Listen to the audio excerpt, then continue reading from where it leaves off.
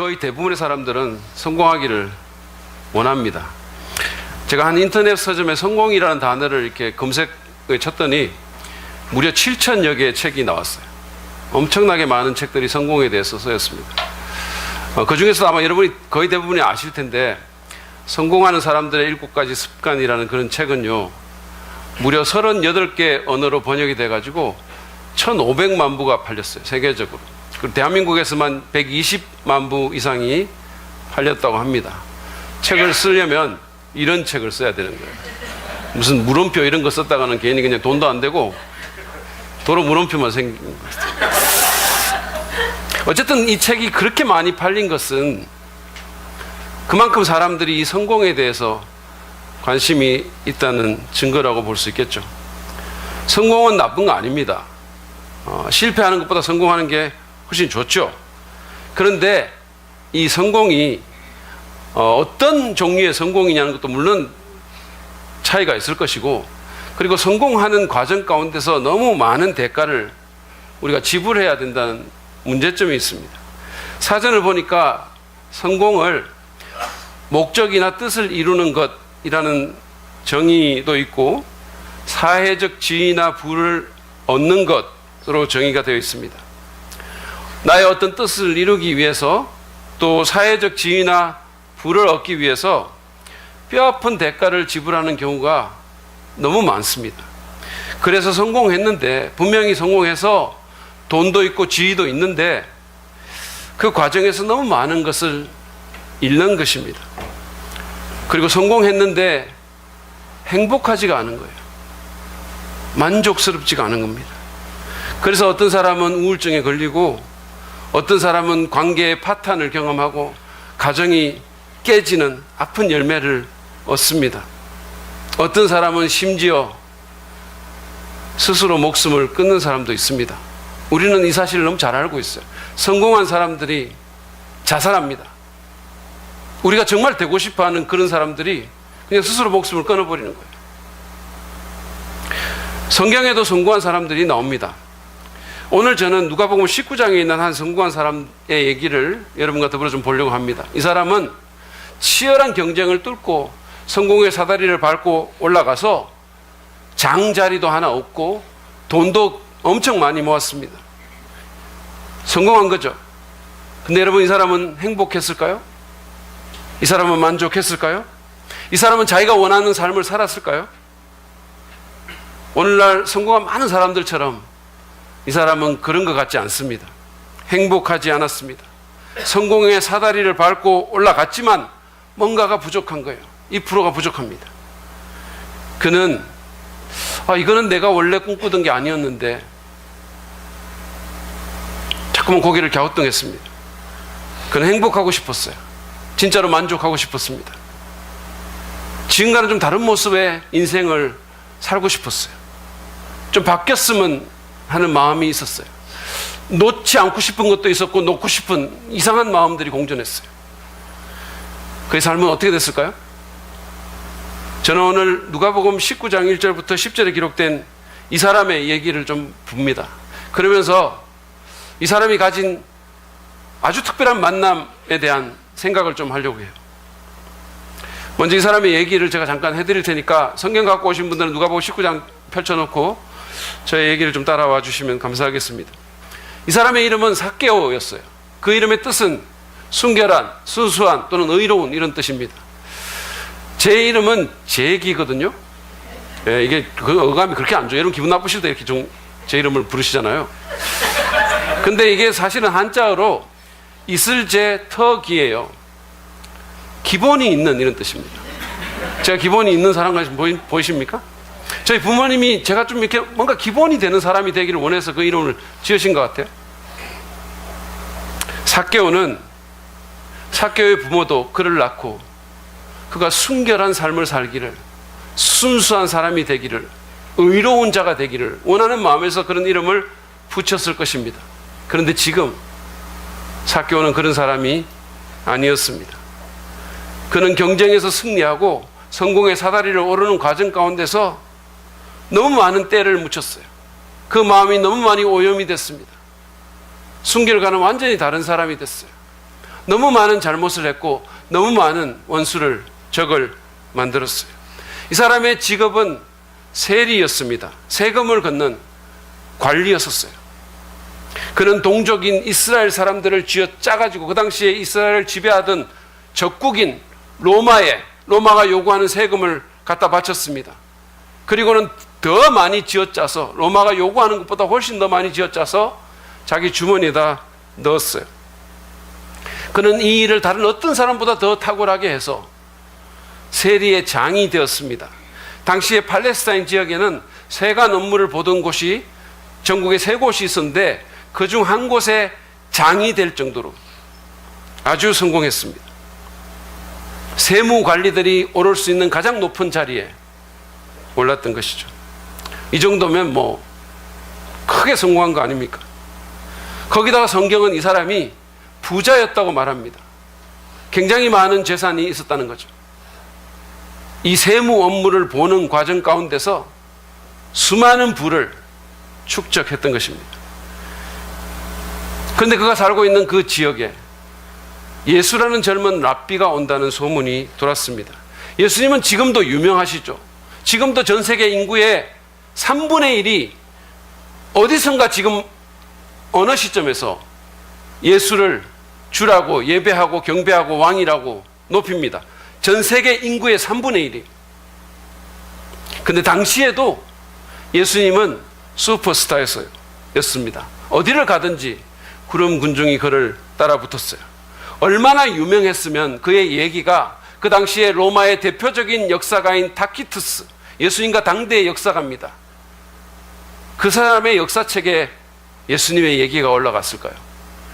여러분, 만약에 오늘날 미국의 대표적인 역사가가 역사책을 쓰는데 그 사람이 그 역사책에 한국에서 목회하는 제 이름을 쓸까요? 아니, 저는 그래도 격려 차원에서 한 명이라도 예라고 해줄 줄 알았어요. 아니, 어쩌면 그럴 수가 있으십니까? 근데 사실은 여러분이 맞아요. 안 씁니다. 안 써요. 대한민국 그 어떤 목사도 사실은 그분의 역사책에 이름이 안 올라갈 거예요. 아마 대한민국 대통령 한 사람 정도 올라갈까요? 그런데 예수님은 그 역사책에 이름이 올라갔어요. 그 정도면 엄청나게 유명한 겁니다. 그렇게 유명한 분이 삭개오가 사는 그 지역에 오신 거예요. 근데 그 당시에 삭개오도 그리고 그 여리고에 살던 다른 주민들도 아마 몰랐겠지만 예수님은 그 지역에서 하룻밤을 묵으신 후에 일주일이 지나서 예루살렘으로 올라가 십자가에서 처형을 당하십니다. 다시 말해서 지금 예수님에게 남은 시간은 일주일밖에 없는 거예요. 이것은 예수님에게 매우 중요한 시점이었습니다. 그분에게 할 일이 너무 많았고 너무나 전략적인 일들이 너무 많은 그런 순간이었어요. 그런데 예수님이 이 여리고라는 곳으로 오십니다. 삭개오는 예수님의 방문 소식을 접하고 그를 만나기 위해서 거리로 나갔어요. 그가 왜 예수를 보고 싶어 했을까요? 그는 종교적인 사람이 아니었어요. 왜 그를 보고 싶어 했을까요? 단순한 호기심만은 아니었을 것 같습니다. 그는 예수를 보기 위해서 성경에 보면 뽕나무에까지 올라갔어요. 지금도 그렇지만 그 당시에도 어른은, 특별히 무슨 장자리에 올라간 그런 사람들은 나무에 올라가지 않습니다. 호기심 때문에 나무에 올라가는 그런 일을 안 합니다. 한 가지는 분명합니다. 그가 자신의 성공으로 인해 모든 것이 채워졌다면 그는 예수라는 랍비를 보기 위해서 굳이 이런 일까지는 하지 않았을 것입니다. 얼마 후에 거리가 소란스러워지면서 사람들이 몰려들었습니다. 예수님이 온 것이죠. 삭개오가 예측한 것처럼 예수님은 그가 올라간 뽕나무 쪽으로 다가왔습니다. 나는 역시 자리를 잘 잡아. 이 정도 예지력은 있어요. 그러니까 내가 성공한 거야. 아마 그렇게 삭개오가 생각하고 있는 순간에 놀랍게도 예수님은 그가 올라간 그 나무 밑에서 걸음을 멈추셨습니다. 그리고는 그를 보며 말씀하십니다. 거기 키 작으신 아저씨, 나무에서 내려오세요. 일부 때는 이런 얘기하니까 은혜 받던데. 근데 사실은 그렇게만 해도 사실은 놀라운 거예요. 그렇게 관심을 보여줘도 놀라운 거죠. 근데 예수님은 마치 친구처럼 삭개오의 이름을 부르십니다. 삭개오야, 어서 내려오너라. 오늘은 내가 너의 집에서 묵어야 되겠다. 삭개오는 기절초풍할 듯이 놀랐습니다. 예수님이 그의 이름을 알고 계셨다는 것과 일면식도 사실은 없었는데 그의 이름을 알고 있었다는 것과 자기 집에 와서 묵겠다는 사실입니다. 그것은 그와 그 당시의 문화권에서 네 친구가 되고 싶고 너와 친밀히 교제하고 싶다는 의사의 표현이었습니다. 삭개오는요, 돈과 지위를 걸머쥐는 데는 성공했지만 그 자리에 오르기까지 너무 많은 적을 만들었어요. 그리고 그것으로 인해서 동족으로부터 공공의 적이 됐습니다. 그 자리에 오르기까지 얼마나 많은 사람의 지갑을 쥐어 짰겠으며 얼마나 많은 사람들에게 상처를 입혔겠으며 얼마나 많은 부정을 저질렀겠습니까? 얼마나 많은 양심의 타협을 했겠어요. 그는 혐오와 증오의 아이콘이 됐습니다. 사람들은 그의 이름을 안 불렀어요. 사람들은 그를 매국노, 로마의 부역자, 적폐, 돈만 많은 쓰레기라고 불렀습니다. 아마 직접 대놓고는 그렇게 하지 않았겠죠. 신분이 있으니까. 뒤에서 수근거립니다. 그런데 예수님이 그의 이름을 불러주신 거예요. 오래전에 그의 어머니가 사랑의 시선으로 자기를 바라보며 불렀던 그 이름, 삭개오야, 순결한 자야. 그리고 그의 친구가 되어주시겠다고 말씀하시는 겁니다. 그 존경받는 분이, 그 의로운 분이, 자기하고는 전혀 다른 분이, 많은 사람들이 하나님의 아들일 거라고, 이스라엘이 그토록 기대하던 메시아일 거라고 그렇게 얘기하는 그분이 자기와 개인적인 관계를 맺겠다고, 그것을 원한다고 그렇게 말씀하신 것입니다. 삭개오는 지체하지 않았어요. 지체할 이유가 없죠. 사실은 그게 그가 바라던 것이었습니다.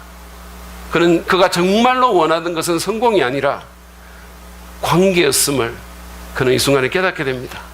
자기를 알아주고 있는 모습 그대로 받아주고 사랑해주는 것, 바로 그거였어요. 그게 그가 원하던 거였어요. 잘 몰랐을 따름이죠. 그래서 그는 나무에서 다람쥐보다 더 빨리 내려왔습니다. 다람쥐.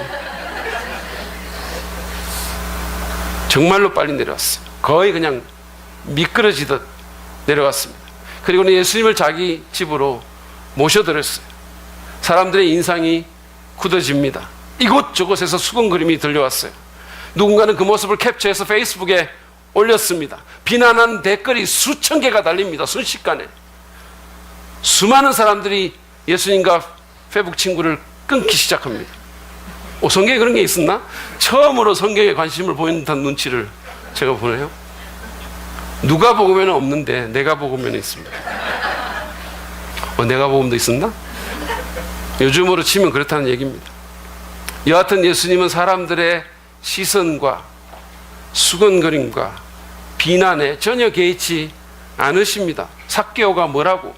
지금 그분의 관심은 그 수근거리는 사람들에게 있는 것도 아니고 예수님 자신의 어떤 명예에 있는 것도 아니고 오직 삭개오 한 사람에게 있었습니다. 그 삭개오가 뭐라고? 삭개오는 그가 평생 바라던, 그러나 그게 뭔지 정확하게 몰랐던 마음 한구석의 빈 공간이 채워지는 것을 느꼈습니다.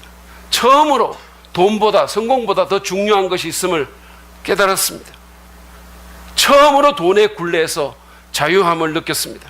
그래서 그는 이렇게 말합니다. 8절에 기록된 것처럼, 주님 보십시오. 내 소유의 절반을 가난한 사람들에게 주겠습니다. 또 내가 누구에게서 강제로 빼앗은 것이 있으면 4배로 하여 갚겠습니다. 놀라운 선언이에요. 한경직 목사님이 말한 거 아닙니다. 테레사 수녀 같은 사람이 말한 거 아니에요. 간디가 말한 것도 아닙니다. 평생 돈을 위해 살아온 삭개오가 이런 말을 합니다. 쌍욕을 먹더라도 돈이 된다고 하면 무슨 일이든 스스럼치 않았던 그가 자기 재산의 반을 내놓겠대요. 여러분, 만약에 50억 부자면 이거는 25억을 내놓는 거예요. 제가 예상했던 것처럼 여전히 놀라지 않으시면 여러분은 도대체 얼마를 내놔야 놀라시겠어요? 50억 부자면 25억의 재산을 자기가 내놓겠다는 거예요. 엄청난 거죠. 그나마 그래도 감사합니다. 거기다가 착취한 것은, 누구에게 불법으로 빼앗은 것은 4배나 갚겠다고 얘기를 했어요. 이스라엘의 율법이 요구하는 것보다 20배나 더 관대함을 베풀겠다는 겁니다. 삭개오는 변했습니다. 우리 삭개오가 달라졌어요. 세상에 나쁜 개는, 아니 세상에 나쁜 세리는 없습니다. 그를 꽉 쥐고 있던 돈의 장악력이 순식간에 허물어졌습니다. 경제적인 손실을 스스로 감당하겠다고 말을 하는데, 원래 같으면 돈이 10원만 빠져나가도 기분이 나빠질 텐데, 이상하게도 그 많은 돈을 내어놓으면서 한 번도 느껴보지 못한 자유를 느끼게 됩니다. 평안이 옵니다. 행복을 느낍니다. 그리고 기쁨이 생기는 거예요. 근데 여러분, 기뻐한 것은 삭개오만이 아닙니다. 예수님도 크게 기뻐하시며 이렇게 선언하시죠. 9절입니다. 오늘 구원이 이 집에 이르렀다. 이 사람도 아브라함의 자손이다. 그가 돈을 내놔서 구원을 받았다는 거 아닙니다. 돈으로 아브라함 자손 그 자격을 샀다는 거 아닙니다. 만약에 그렇다면 그건 기독교가 아닙니다. 기독교는 다른 종교처럼 돈을 받고 기도를 해주거나 어떤 사람의 선행 때문에 구원을 주지 않습니다. 그러면 그것은 거래지 은혜가 아닙니다. 만약에 어떤 목사님이 돈을 줘야 기도한다고 하면 빨리 거기서 나오세요. 그분은 기독교 목사님이 아닙니다. 아니, 적어도 아주 타락한 분이십니다. 삭개오는 돈을 내놓기 전에 이미 하나님의 은혜를 체험했습니다. 이미 너무나 많은 때가 묻은, 사람들이 속으로 수군거리고 욕하는 자기를 무조건적으로 받아주고 친구처럼 이름을 불러주는 그 자비를, 그 사랑을 이미 경험했어요. 아무것도 한 게 없는데도 불구하고. 그래서 그랬기 때문에 그는 돈을 내놓을 수 있었습니다. 그리고 그것이 그가 구원받은 것의 가시적인 강력한 증거였기 때문에 예수님께서 그렇게 선언하신 거예요. 그리고 예수님이 이렇게 덧붙이십니다. 10절입니다. 인자는 이런 것을 찾아 구원하러 왔다. 인자는 예수님이죠. 이런 것은 삭개오입니다.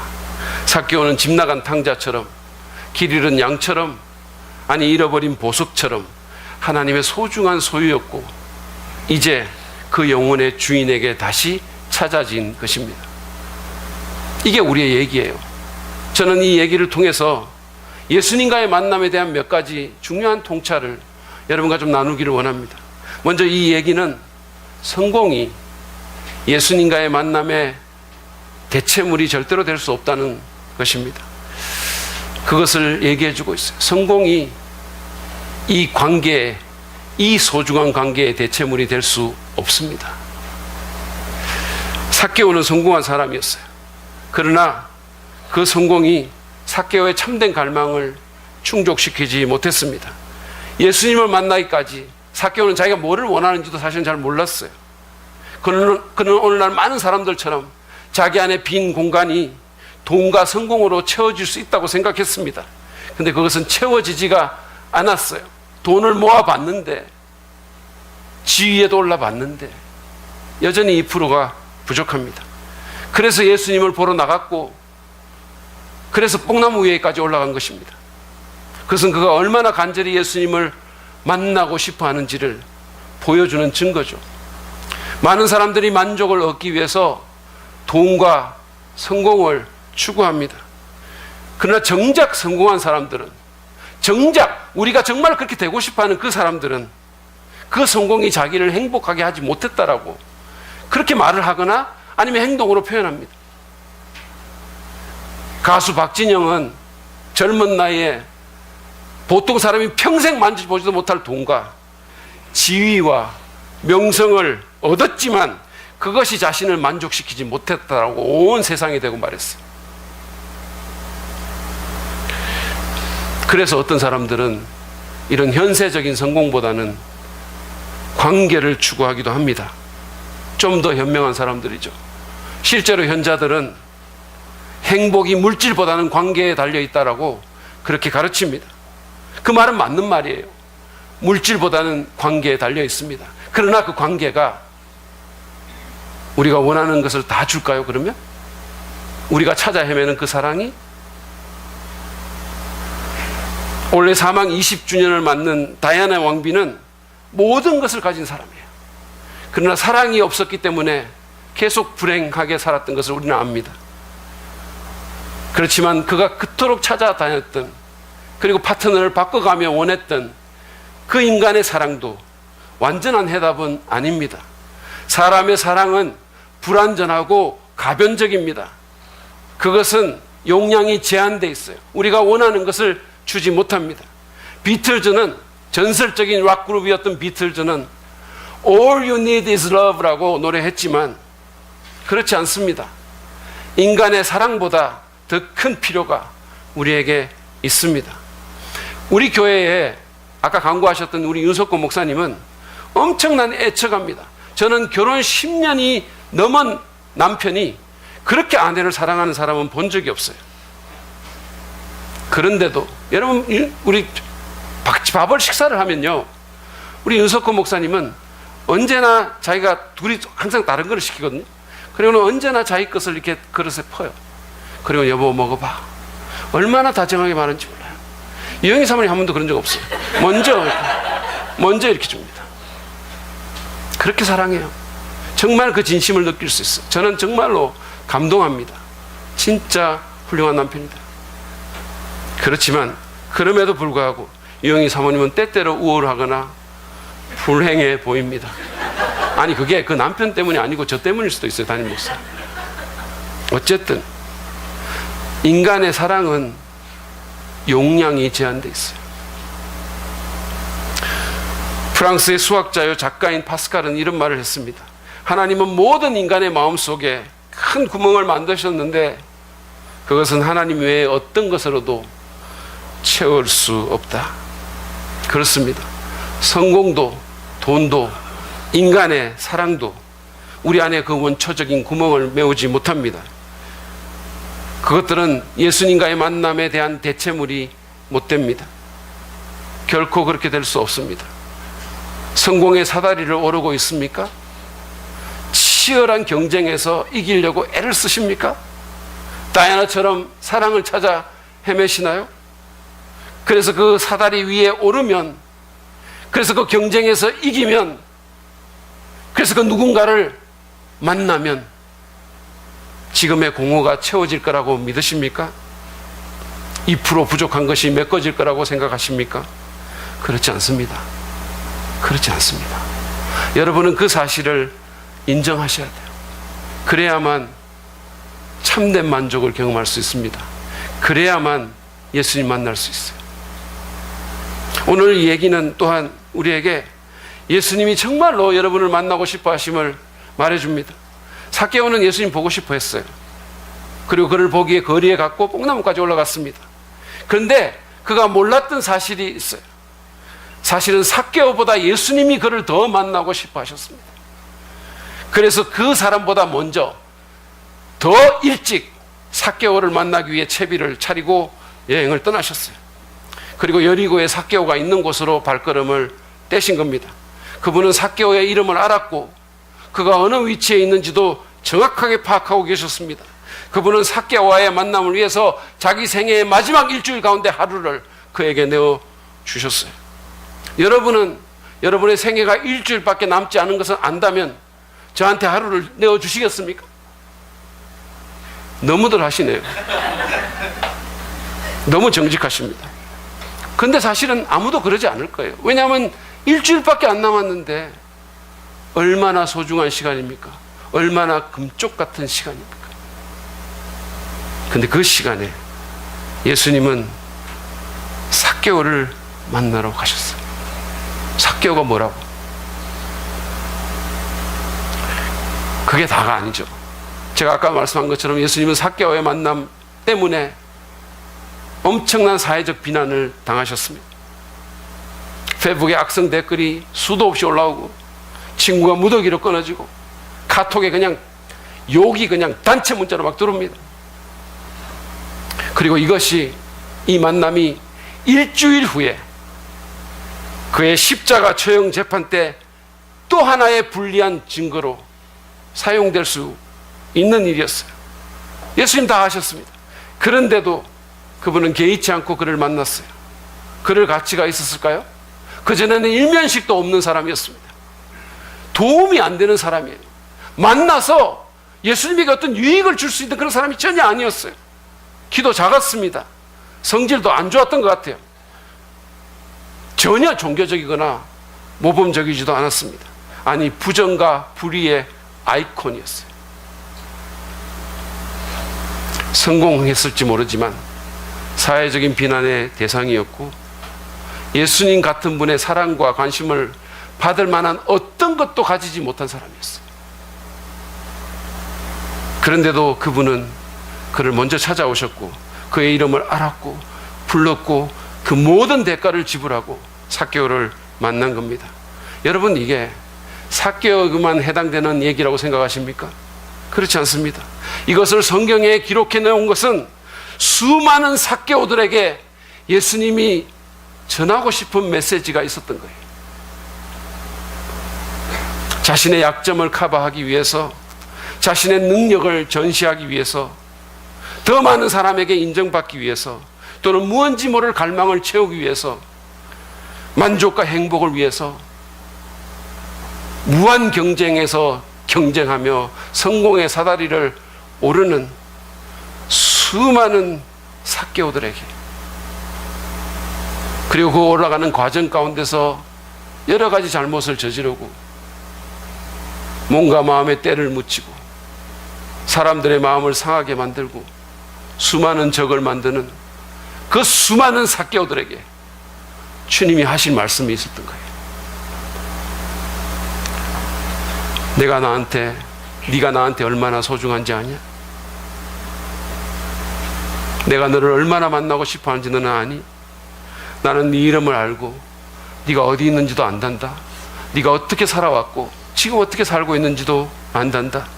네가 그 경쟁에, 무한 경쟁의 그 장 가운데서 얼마나 힘들어하고 있는지, 얼마나 두려워하고 있는지, 얼마나 외로워하고 있는지 나는 안단다. 아니, 사실은 너의 모든 것을 내가 안단다. 너의 죄와 위선과 연약함까지도 말이다. 그럼에도 나는 너를 사랑하고 너를 포기할 수가 없고 너의 친구가 되고 싶구나. 여러분, 기억하십시오. 예수님은 여러분이 스스로 생각하는 것보다 훨씬 더 여러분을 귀하게 여기십니다. 여러분은 예수님께 여러분이 생각하는 것보다 훨씬 더 중요한 존재입니다. 그렇지 않았다면 예수님은 여러분을 위해서 십자가에 죽지 않았을 것입니다. 자녀들은요, 특별히 좀 어린 자녀들은 자기 부모가 자기를 얼마나 소중히 여기는지를 잘 모릅니다. 제 아들은 사춘기 때 아빠 나한테 별 관심도 없잖아, 뭐 이런 말을 한 적이 있어요. 내가 왜 관심이 없습니까? 지가 나한테 관심이 없는 거지. 우리 아이들은 자기들이 스스로 생각하는 것보다 훨씬 더, 정말 훨씬 더 내게 소중합니다. 그 아이들은 내게 대해서 거의 생각 안 하겠지만 저는 언제나 그 아이들을 생각합니다. 그 아이들의 이름은 언제나 내 마음에 있어요. 언제나, 어느 때나, 어디를 가든. 그래서 기도하면 눈물이 나오는 거예요. 아이들을 생각하면. 언제나 그 아이들이 내게 너무너무 소중합니다. 언제나 소중해요. 그 아이들이 잘못할 때조차도 너무 소중한 거예요. 그거 모르는 거죠. 여러분, 하나님과의 관계도 마찬가지입니다. 오늘 여기에 초청되어 오신 분들은 다양한 이유로 여기에 앉아 계실 것입니다. 어떤 분들은 애원과 간청에 의해서 내 평생 소원이 너무 귀찮으니까, 어떤 분은 거의 협박을 받고, 심지어는 어떤 분은 일당을 받고 오셨을지도 모르겠어요. 그러나 어떤 이유로 오셨든지 간에 여러분이 오신 것은 사실은 예수님의 여러분에 대한 사랑과 관심 때문이에요. 교회로 발걸음을 뗀 것은 여러분이시지만 사실은 예수님이 여러분을 찾아 여러분보다 먼저 발을 떼셨고 여러분을 만나기 위해 이곳으로 향하셨고 이곳에서 여러분을 기다리고 계셨습니다. 이런 자를 찾으러 왔다라고 말씀하지 않았습니까? 저는 군대에서 제대하던 해에 예수님을 믿었어요. 그때까지 저는 사실 예수님에 대해서 아무 관심이 없었어요. 그런데 그때 그 마지막 제대하던 해에 그분은 자꾸만 저의 주의를 끌려고 애를 쓰셨어요. 군대에서 제가 정말 좋아하고 따르던 그런 선배가 있었습니다. 그 선배도 저를 굉장히 좋아했어요. 서로 막 이렇게 팝 음악 좋아하고 뭐 이렇게 좀 코드가 맞았어요. 제가 외출을 나가가지고 제대한 그 선배 집에 찾아갔는데 결혼해서 크리스찬이 되어 있는 거예요. 전혀 그럴 사람이 아닌데, 원래는 락을 좋아하고 대마초를 하던 사람이에요. 저는 그 선배 집에서 하룻밤 자고 그 다음날 선배 부인이 차려준 아침밥을 먹은 죄로 어쩔 수 없이 그들과 같이 그들이 다니는 교회에 갔습니다. 조그만 개척교회였었어요. 근데 여러분 참 이상하죠? 저는 그 예배에서 처음으로 하나님에 대해서 진지하게 생각하기 시작했어요. 지금 생각하면 마치 하나님께서 잘 왔다, 내가 얼마나 기다렸는 줄 아니? 그렇게 말하는 같은 상황이었어요. 수십 년이 지난 지금까지도 그 설교가 기억이 나니까요. 명설교가 아니었어요. 그냥 개척교회 젊은 목사가 하는 그냥 평범한 설교였고, 무슨 비그리스도인에게 특화된 그런 설교도 아니었어요. 아브라함이 이삭을 바치는 그런 설교였습니다. 가장 안 맞는 설교일 수 있어요. 근데 이상하게 그 말씀이 내 마음에 들어오고 내 머릿속에 각인이 된 거예요. 그리고 좀 지나서 제가 말년 휴가를 나갔는데 우연히 길에서 대학 친구를 만났습니다. 근데 그 친구도 크리스찬이 되어 있는 거예요. 전혀 그럴 사람이 아닌데. 정말로 희한했습니다. 그 친구는 제게 밤이 늦도록 자기가 만난 예수님에 대해서 말해줬어요. 얼마 후에 부대 복귀를 하는 날입니다. 마장동에서 버스를 탔는데 기사분이 크리스천인 것 같았어요. 기독교 방송을 틀어놨는데 거기서 찬송가가 흘러나오는 거예요. 예수가 우리를 부르는 소리, 그 음성 부드러워, 뭐 이런 것 같았어요. 갑자기 제 눈에서 눈물이 쏟아져 나왔습니다. 전혀 예상치 못한 일이었어요. 너무 당황스러운데 멈추지가 않는 거예요. 그렇게 예수님은 계속해서 저의 주의를 끄셨습니다. 저에 대한 당신의 관심과 사랑을 자꾸만 표현하시고 노골적으로 구애를 하셨어요. 여러분, 그렇습니다. 예수님은 우리를 찾아오시고 우리가 그분을 찾기 전에 그분이 먼저 우리를 찾아오시고 우리와의 만남을 참으로 원하십니다. 그래서 사람이 돼서 이 땅에 오셨고, 그럴 이유가 전혀 없는 분이 가난한 삶을 살고 당신 대신 십자가를 지셨고 이곳으로 당신을 초청하여 당신의 이름을 부르시는 겁니다. 한번 들어보실래요? 마음을 열고. 그런 예수님께 응답하지 않으시겠습니까? 그분이 내미시는 손을 잡지 않겠습니까? 그러기를 바랍니다. 오늘 이 얘기는 마지막으로 예수님과의 만남이 우리를 변화시킬 수 있음을 또한 가르쳐 줍니다. 여러분, 기독교 많은 사람들이 예수 믿으면 천국 간다라고 얘기를 해요. 그 말은 맞는 말입니다. 저는 그렇게 믿습니다. 근데요, 우리가 예수님을 만나고 예수님 제대로 믿으면 우리가 죽은 후에 천국 가는 게 아니라, 물론 그것도 그렇겠지만 지금 이 자리에 천국이 임합니다. 예수님은 지금 여기서 우리의 삶을 변화시키는 분이십니다. 먼 나중에 어떻게 돼서 저 하늘 위에 있는 그런 떡을 구하는 종교가 기독교가 아닙니다. 삭개오를 변화시킨 것은 지금 여기서 역사하시던 예수님, 그 예수님과의 만남이었어요. 성공이나 부가 아니었습니다. 사실 성공은 삭개오의 인생을 어떤 면에서 더 나쁘게 만들었어요. 그는 더 많은 사람들의 원성을 샀으며 더 탐욕적이 됐고 그러면서 더 공허했어요. 그렇다고 도덕이나 양심이나 사회 정의의 외침이 그를 변화시킨 것도 아닙니다. 예수님과의 만남이 탐욕적인 그를 관대하게 만들었고 이기적인 그를 이타적으로 만들었습니다. 예수님과의 만남이 정지된 그의 양심을 다시 작동하게 했고 돈과 지위의 올무에 매인 그를 자유케 했습니다. 기쁨이 없던 그가 기뻐했고 소외되었던 그가 관계 속으로 들어갔습니다. 잃어버린 그가 길을 찾았고 멸망을 향해 가던 그가 구원을 얻었습니다. 그는 자신이 참으로 원했던 삶을 예수 안에서 찾았습니다. 예수님과의 만남은 삭개오뿐만 아니라 우리의 인생을 근본적인 차원에서 변화시킬 수 있습니다. 많은 사람들이 오해를 하는데요. 예수님은 우리를 구원하며 변화시키러 오셨지 우리를 정죄하러 오신 게 아닙니다. 하나님은 우리에 대해서 화가 나 있지 않습니다. 하나님은 우리가 하나님과 화해하기를 너무 원하십니다. 그래서 예수님을 보낸 거예요. 예수님은 죄인들, 예수 안 믿는 사람들에게 손가락질하면서 어쩌면 그렇게 죄인이냐고 말하기 위해서 여기 오신 것이 아닙니다. 그분은 우리를 구원하시기 위해서, 우리를 사랑하시기 위해서, 우리에게 은혜를 주시기 위해서 오셨어요. 지난 금요일 날 윤석호 목사님이 자신의 초등학교 5학년 때 얘기를 했어요. 당시 그의 친구 가운데 목사님의 아들이 있었는데 그 친구가 자기한테 이 구원도 못 받은 놈아라고 욕을 했다는 거예요. 그 구원받은 놈이. 워낙 지기 싫어하는 성격이었던 윤석호 목사님이 그 말을 받고 연혈 받아가지고, 그 말을 듣고 연혈 받아가지고 교회에 가가지고 집사님한테 자기 어떻게 구원받을 수 있는지 상담을 해달라고 했대. 근데 놀랍게도 하나님이 그런 상황에서도 일을 하신 거예요. 그래서 얘기를 하는데 그 말씀이 믿어졌다는 거 아닙니까? 그래서 그가 크리스찬이 되고 구원을 받게 됐다고 했어요. 제가 지금까지 들어본 구원 간증 중에 가장 이상한 동기로 예수님을 믿은 경우였습니다. 여러분, 주님의 은혜는 얼마나 놀랍습니까? 이런 상황에서도 주님은 사람들을 만나 주십니다. 예수님은 그 목사님의 아들처럼 우리에게 이 구원도 못 받은 놈아라고 말하지 않습니다. 삭개오에게 예수님이 한 것을 보십시오. 그분은 너 왜 그렇게 사니? 이 한심한 놈아? 그러지 않았어요. 야, 어쩌면 그렇게밖에 못 사냐? 내가 한 수 가르쳐 줄게. 좀 똑바로 살아라.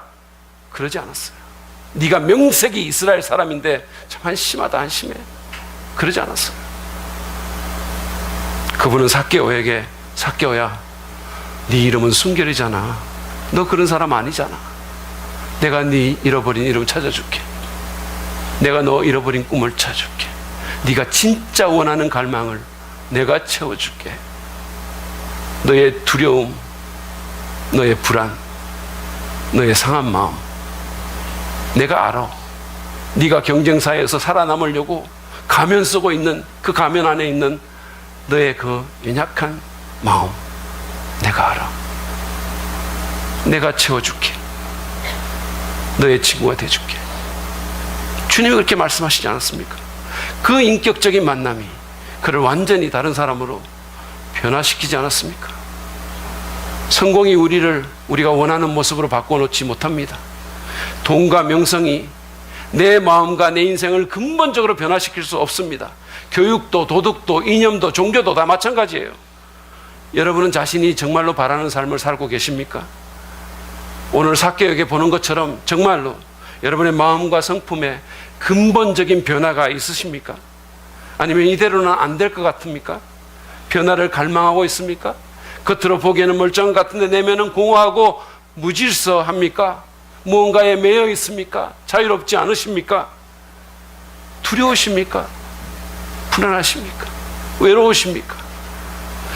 여러분, 정말로 나를 바꾸기 원한다면 예수님 제대로 만나야 됩니다. 예수님 만나면 변합니다. 저는 제가 목사라서 이런 말씀 드리는 거 아닙니다. 성경에 쓰였기 때문에 그냥 이론으로 말씀드리는 것도 아닙니다. 저는 제 젊은 시절 인생의 무의미와 공허 가운데서 방황하던 시절 믿음으로 예수님 만났고 그것이 내 삶의 근본적인 변화를 초래하는 것을 경험했어요.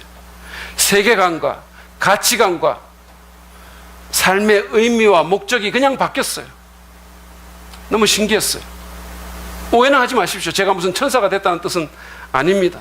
저는 여전히 삶의 문제와 싸우고 있고 육신의 연약함 때문에 때로 넘어지기도 합니다. 그러나 저는 제가 어디로 가는지를 알고 있고 제 마음 깊은 곳에 세상이 줄 수 없는 평안이 있음을, 만족이 있음을 경험합니다. 때로는 하나님의 그 사랑과 은혜가 너무 감사해서, 너무 제 마음이 뜨거워져서 때로는 그 사랑 때문에 울기도 합니다. 너무 감격해서 우는 거예요. 여러분, 제 나이에 한국 남자가 사랑 때문에 우는 삶을 사는 거 괜찮은 거 아닌가요? 그런 삶 괜찮은 거 아닙니까? 저는요, 가끔씩 제 옛날 친구들 만나거든요. 정말 성공한 사람들이 있어요. 뭐 자기 위치에서 탑에 올라간 사람들, 대한민국 장관한 사람도 있어요. 교수, 의사, 부자들 만나는데요, 그들이 부럽지 않아요. 오히려 그 사람들이 저처럼 됐으면 좋겠다는 생각합니다. 예수님 제대로 만나면 변화될 수 있습니다. 저는 목사로서 저뿐만 아니라 예수 믿고 예수 만나고 변화되는 수많은 사람들에 대해서 보고 들었어요. 우리 교회에도 그런 사람들이 있습니다. 여러분, 예수님은 이론이 아니에요.